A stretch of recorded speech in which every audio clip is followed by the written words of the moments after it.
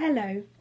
Well, today is Easter Saturday, the day between the awful events of Good Friday and the death of Jesus on the cross, and before the wonderful events of Easter Sunday, the resurrection of Jesus. The Saturday was a day of great despair and loneliness for the disciples, who didn't know what had happened and could only feel the utmost distress. Yet throughout the history of the Church, Easter Saturday has also been known as the day of Christ's descent into limbo, or the Harrowing of Hell. And the Harrowing of Hell is one of my favourite parts of the Easter story, and it's quite often overlooked as the Bible doesn't have a great deal to say about it.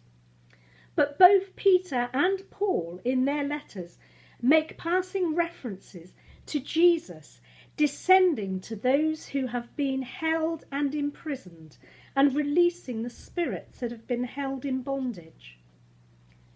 And in today's world events 2020, and in our own lives and in the lives of the people around us, we see today the brokenness and can find ourselves sinking into that hellish prison of despair as we watch the news.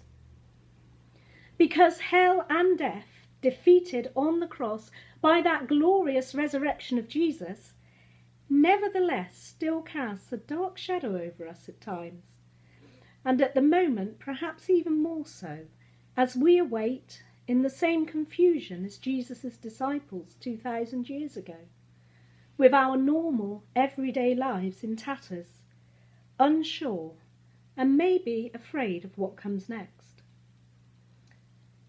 So Christ's harrowing of hell has much to say to us and can offer us great encouragement in our own times as Christ triumphs over death, the powers of darkness and the brokenness of this world. Easter bears witness that even in the very depths of hell we are not abandoned in hopelessness. Instead, there in the very darkness, love beckons us out of hell. In this life, when our circumstances and events around us, or even perhaps our own misguided choices, take us to that place of despair, we find waiting for us Jesus himself, who never leaves our side, but instead walks with us, guides us back to restoration and redemption. The gates of hell cannot stand against the kingdom of God. And we are seeing the kingdom of God in the love all around us, in the NHS and shop workers, the truckers, the manufacturers, and in the faces and voices of one another, online, by telephone, through the emails and cards, and especially in that quality of hope that tells us that this hell will pass and the days will be redeemed.